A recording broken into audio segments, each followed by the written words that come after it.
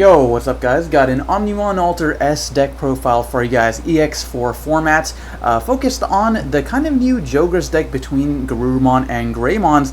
We can actually finally play both lines in the deck, so as you can see we got an Agumon line, a Garurumon line, and then we end things off with our Omnimon Alter S here, the fantastic new card out of EX4. This guy is a DNA Digivolution from a blue level 6 and a red level 6.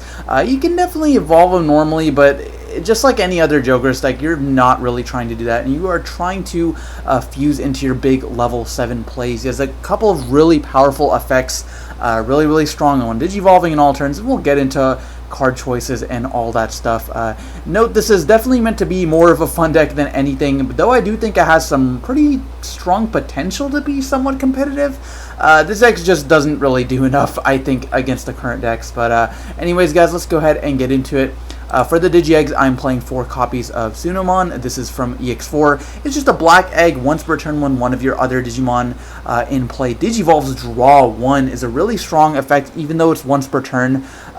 This, I guess, does get reset if you Jogress. That doesn't really come up that much, but even though a once per turn draw effect is still really strong, being able to cycle more cards in your deck is always nice, especially because you can kind of choose the way you resolve effects in this deck. So sometimes it's relevant where you like Digivolve one of your guys off of like your level 4s, where then they have the one Digivolving effects. All the 4s and 5s have the same effect where you may Digivolve one of your other Digimon into a 6 or lower Digimon with Greymon in the name for the Digivolution cost, but reducing it by 2. And then the Greymon line does the same thing, but Digivolves one of your other Digimon into a Garurumon for -2 cost.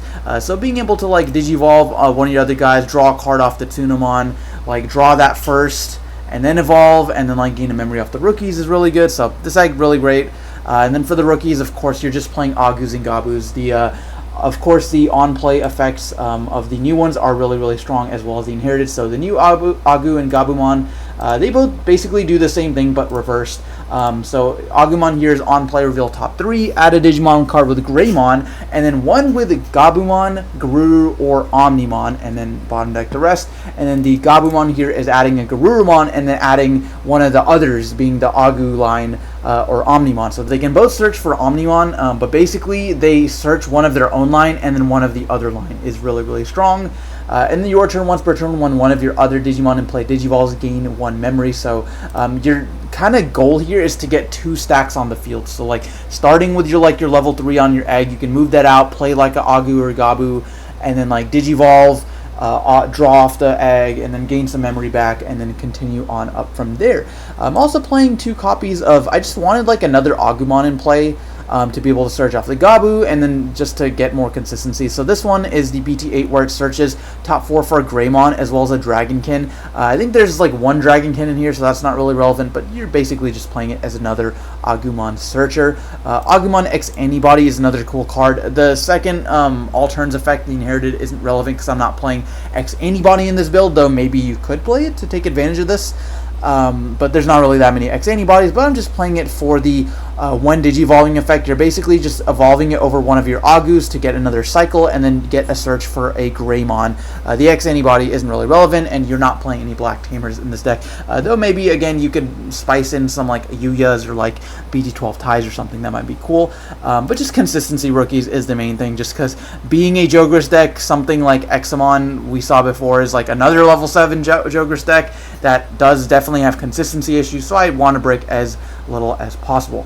For the level 4s, we're just playing a 4 of a line of both the Garurumon and the Greymon. Again, these guys do the exact same thing, but mirrored. The Garurumon has the one Digivolve another sack into a Greymon, -2 cost, and then the Greymon is Digivolve another sack into a Garurumon, -2 cost. Both of them have reboot for the inheriteds, both 2 cost to evolve over black.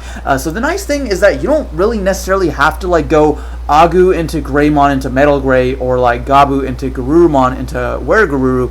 You could do like Gabu into Greymon into Weregaruru, but you just need to like make sure the like other Digimon you're Digivolving into is the opposite one, if that makes sense. So like I could Digivolve, like I could have a Greymon, like Digivolve Greymon over a guy, and have a Gabumon on field, and then I could Digivolve that Gabumon into a Garurumon, and then use that effect to Digivolve this stack into like a Greymon, for example.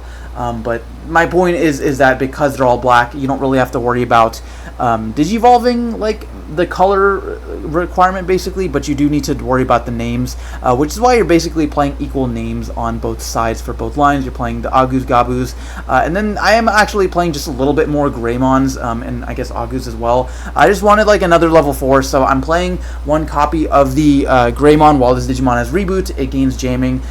This can be cool sometimes, especially because you have so many Reboot inheriteds, so I thought this might come up. You could always cut this for like another black memory boost, but I want to play it anyways. And then Greymon X Antibody, I still think this card is insane, so I'm never not playing this in any sort of Greymon deck.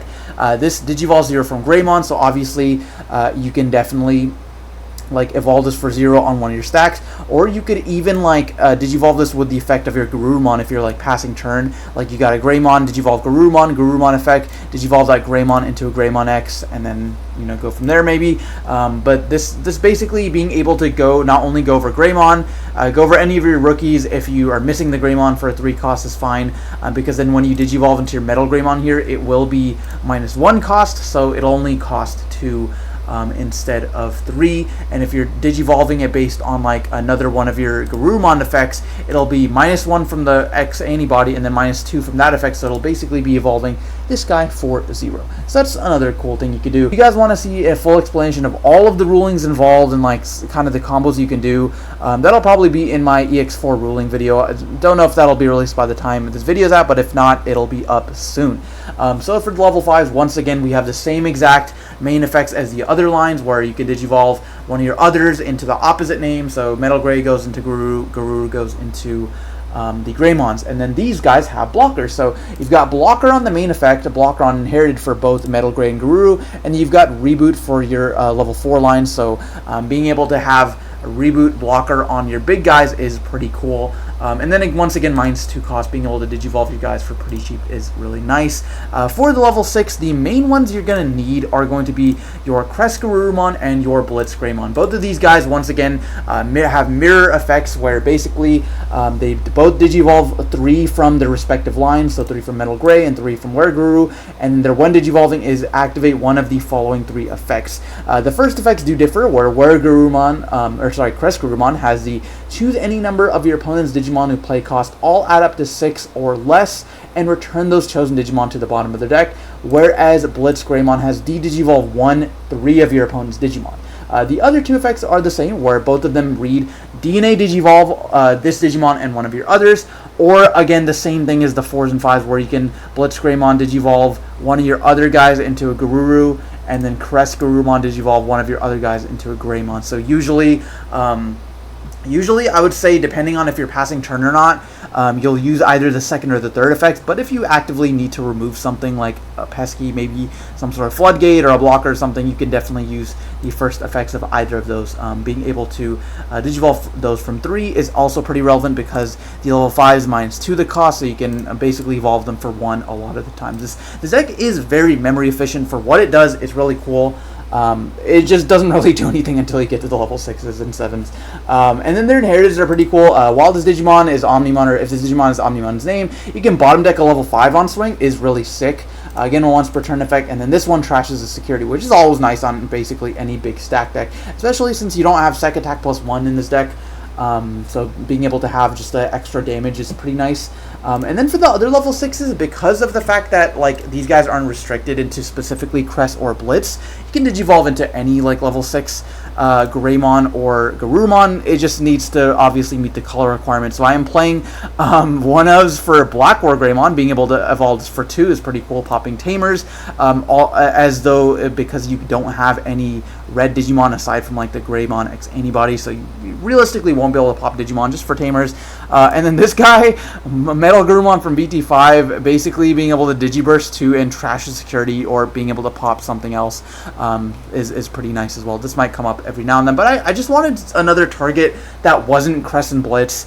You could probably play 4 and 4, but I just wanted to fit these guys in Black War Greymon especially, and I kind of just want to mirror the ratios for the Garurumon, and this is, to my knowledge, like the only black Garurumon level 6. So that's it for the level 6s and stuff. And then for the 7s, I'm just playing 4 copies of Ultra S. Like, it does brick a little bit, but you really need to see this. This is your win condition. This is like basically the only thing the deck does is just turbo into Ultra S. So if you don't see this, you're not really doing anything. Anything to your opponent. We talked about the 1 Digivolving a little bit, being able to delete a 8,000 or less, and then bottom decking a 6 or higher level. So basically clearing out 2 stacks is pretty nice. Being able to remove something large and then remove like a level 5 or less usually is how that goes. And then the Alterns effect makes it really annoying to deal with because now you've got a strong removal effect, then you've got a 15,000 reboot blocker that bottom decks a 5 on attack and trashes the security. And if you get rid of it when this Digimon would leave play except by one of your effects. So if this would leave play in any way, meaning if it gets DP reduced, if it gets deleted, bottom deck, bounced, chaos decked, anything whatsoever, if this leaves play, you get to play a Blitz Greymon or Crest Garurumon from the Digivolution cards without paying the memory cost, and then placing this card at the bottom of the security stack afterwards. So you basically get to waste one of your opponent's removal effects by dodging it and recovering one effectively, and then setting up for another DNA play the following turn by playing out both the Blitz and Crest. Now keep in mind, if you only have like one of those, you'll only be able to play one. So maybe if you fused with like a Black War Greymon and Crest Garurumon, you won't get to play out this guy, but you will be able to play out this guy. So hence why Crest and Blitz are really important. I also consider playing like the old Blitz and old Crest. The old Crest is really bad, but I actually think the old Blitz Greymon is like pretty decent. This one, piercing and triggering D-Digivolve 2 on something is like not terrible, and this also does evolve from both black and red. Like this card is like decent, so you could honestly probably play this card as well. The starter deck one, I probably would not play this. Maybe there's a world where you like Digivolve into this without passing turn. Like you like swing 2 checks, swing with like your other guy that's 3 security, fuse into an Omnimon, and then like swing trash security that's like 5 checks right there. I don't know. You guys can let me know if that's the sauce, but like I honestly don't think that card's good. But anyways, that's the Omnimon Ultra S, and then Ultra B I think is just a cool finisher. Being able to de-evolve 3 and then blanket, like remove everything on the field that is 6 cost or lower is pretty sick. So it's like a Death X basically, being able to just evolve this for 2, and then being able to trash 3 level 6 or higher cards from the source Digimon sources, and then for each of the cards trash, delete one of your opponent's Digimon or Tamers with the lowest play cost. And then if you did trash 3, basically the way you meet that is like if you had Crest Garurumon, Blitz Greymon, you fuse into Ultra S, and then you Digivolve Ultra B on top. You trash all those, trash the top 2 cards of your opponent's stack. Security stack is a crazy game finisher. So I think this card just being searchable in the deck is worth playing at least one of. But you don't really want to brick on it, so hence why I'm just playing those. Black Memory Boost for consistency. And then we have the other new cards. Azure Beast Blade and Shining Dragon Bullet. This card's really cool. It's a little bit win more. I don't really want to open this. I'm kind of on the fence about this card.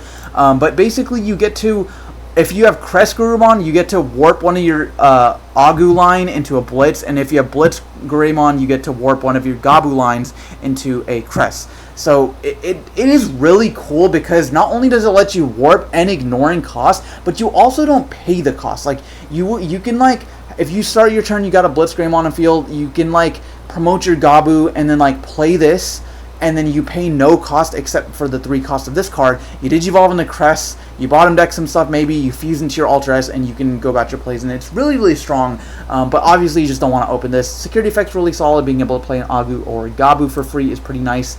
And then the new Dual Tamer I think is actually really important. I could see this at 4, but I think 3's enough, and you really don't need this in multiples. The Your Turn effect when you play an Agu or Gabu, God, I'm just like tongue twisting over here.